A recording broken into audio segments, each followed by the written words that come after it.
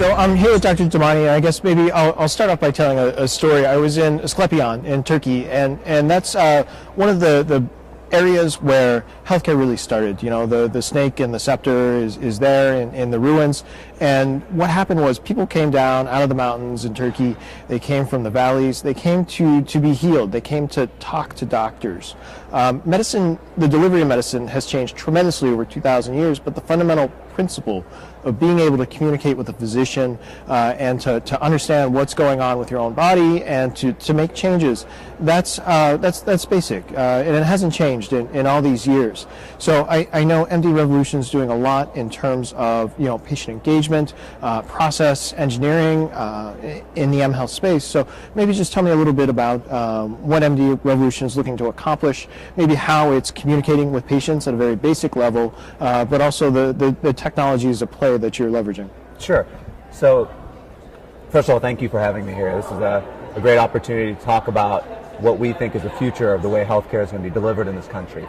But just to go back for a moment to why I was here, I gave a super session talk around the disconnect between mobile health and mobile technology. And the reality is that if you look at it, if you just take a step back and look at it from a global perspective and look at what the problems are in this country, $2.6 trillion is the annual U.S. healthcare budget. 75% is that from managing chronic disease, non-communicable diseases that were not a problem in the 18th, 19th, and 20th centuries because people had communicable diseases, right? And when you look at diabetes, heart disease, cancer, the vast majority of it is preventable. I mean, if you take about 40% of cancers, if you look at breast, lung, prostate, I mean, a lot of these are preventable. If you look at heart disease, about 70 to 80% by the CDC estimates are preventable. So now you say, okay, well, how are they preventable? They're preventable through diet and exercise. But what's happened is that mobile health technology, although it can engage, the processes to actually put the pieces together, so that way you're connecting the dots with the patient. It's not just a siloed solution where somebody's wearing a Fitbit, right? And, well, what are they going to do with the Fitbit, right? So they count their steps, but that's not getting back to the doctor. It's not getting back to a paradigm that we feel is important, which is the measure, monitor, motivate paradigm. Because if we're looking to solve problems, we've got to pick an area, and I think chronic disease is a good area. So what MD Revolution is doing is we are taking the solutions that are out there, like the genetic solutions, like 23andMe solutions, and bringing that in. We're taking the Fitbits, the heart rate monitors, so that people can wear them and be more precise about how they're exercising, get more out of it.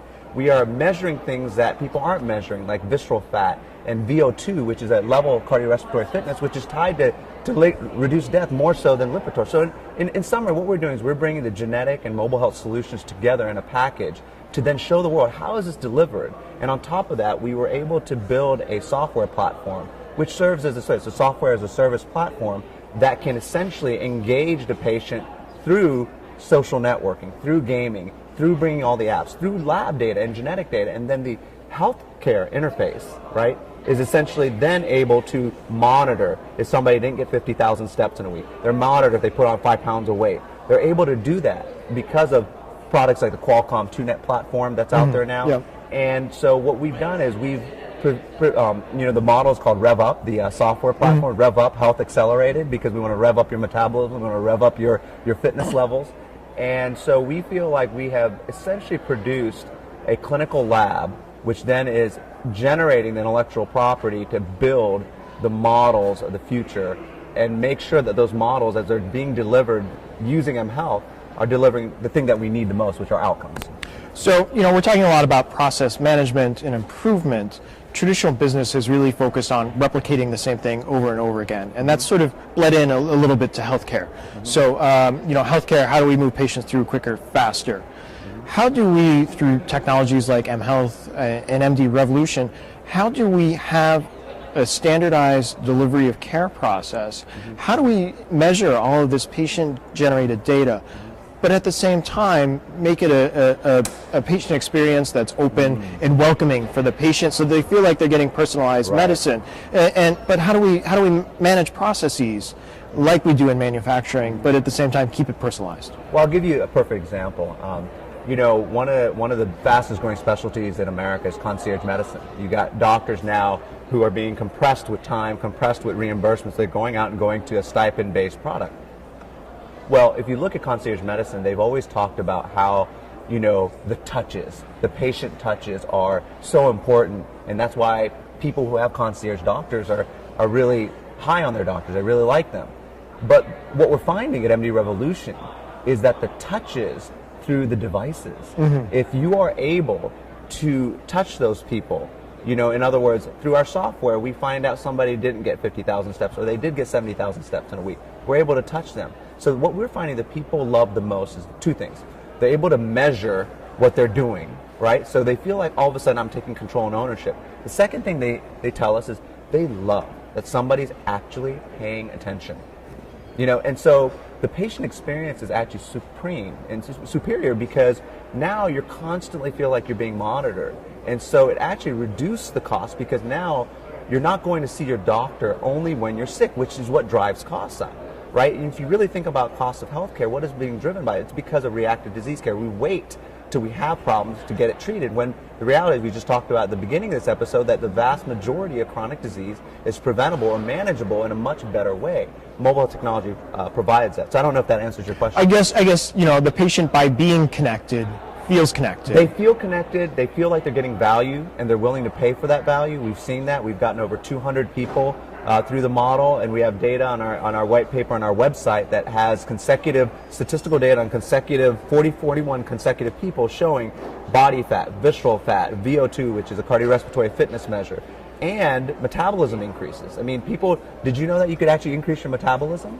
Yeah. I mean, you did. See, a lot of people didn't know that, and so what we're finding is through precision-based tools, which are what mobile health is, they allow you to be more precise about your life, right, more measured, that you can actually do that. And so that feeling is like, a sense of a person feeling as though, wow, I'm constantly, even hypochondriacs, people that want to go see the doctor, they love it the most because they always feel like they have something that they're able to measure and monitor.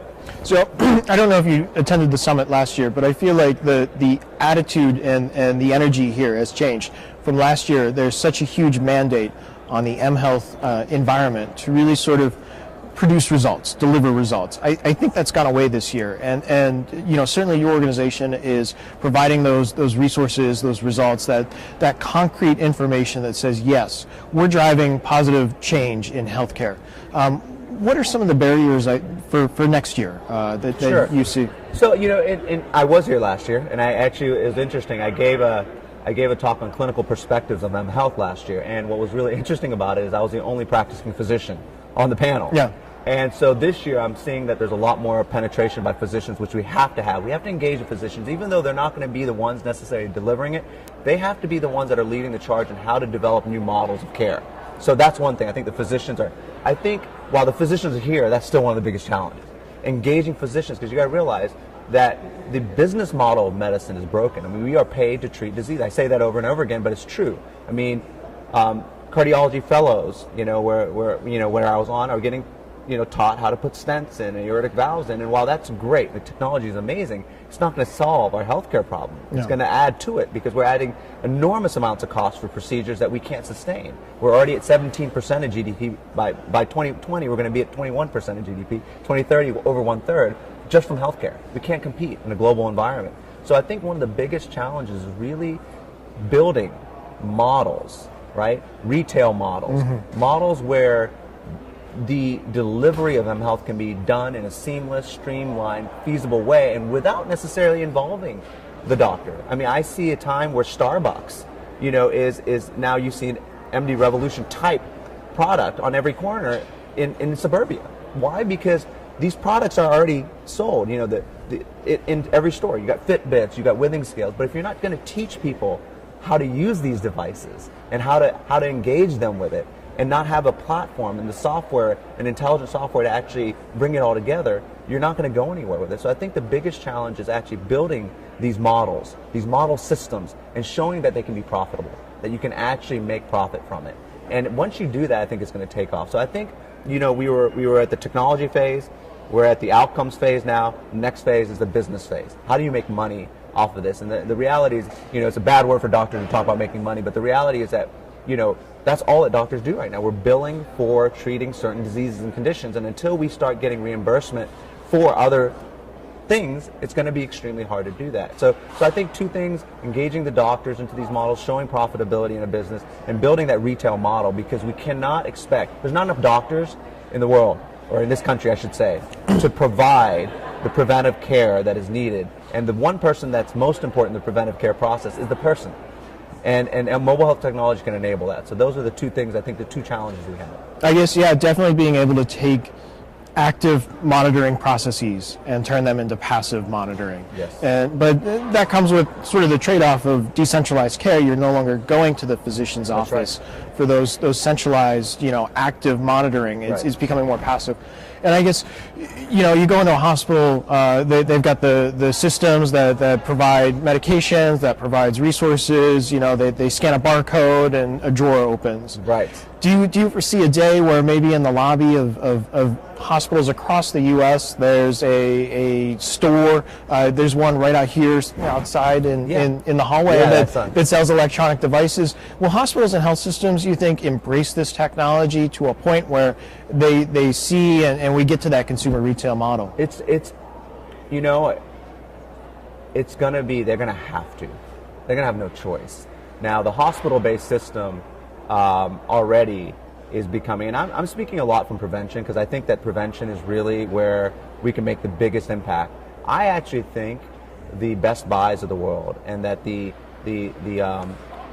Fry Electronics and the luxury spas and the resorts and even companies like Starbucks, because I think that they're going to make the biggest impact. I think the private sector is, and I think healthcare systems, the ones that are really progressive, will do it. The problem with the American healthcare system right now, it's so bureaucratic, right? So for me, to even choose a specific device as a doctor and want to use it, it goes through all this red tape. So that's why I think that from bureaucratic process, I would love to see that happen. And I'm not saying it can't happen, but it's going to take some really proactive organizations with visionary CEOs and leaderships, panels, to really push this, because the technology is moving so fast. It's moving so fast that, the preventive space has to be adopting new stuff, and I think private industry is really suited for rapid technologic advancement and being able to implement things fast, because it's all about the bottom line.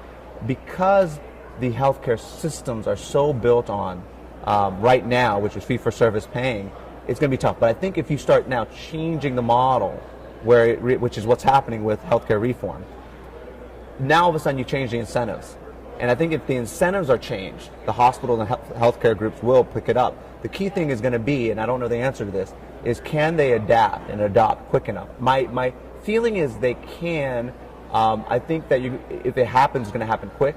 Around 2014, 2015, as we move and shift, we're going to see what the physician community is doing. And it's a bright community, right? I mean, so I think it's just got to have the impetus to actually do it. Just like anything else, the financial crisis causes us to change our behavior and to change the way we look at the regulatory system. Similarly, I think the healthcare crisis is going to change the way we look at healthcare, and I hope that that's part of it. But if I was saying off the top of my head, I think that I would be betting on the retail sector to really take this and run with it if they do it right. Yeah, that's a great point. Consumers these days are so. They open something out of a box and it works right there. The form factors are there. The usability is there. I think if healthcare can make it consumer patient friendly, the terms are somewhat interchangeable these days. That's really an opportunity. And I guess my last question. 2013 is right around the corner. It's a good time for New Year's resolutions and predictions for next year. Dr. Damani, any predictions for next year in terms of mobile technology, where the industry moves to? I think that we're going to see a continued move towards wanting to see outcomes. It's going to be outcomes. So I talked about we have over 150 people with 41 consecutive. We've signed up multiple corporate wellness companies where we're looking to expand that. So next year I can come here and say we have 1,000 outcomes, right? And we can show data on 1,000 people. And I think, my prediction is you're going to start seeing a lot more people paying attention to the outcomes and efficiencies. Excellent. Well, Dr. Damani, thank you so much. Really appreciate you taking your time. It's good talking to you. Good to talk to you.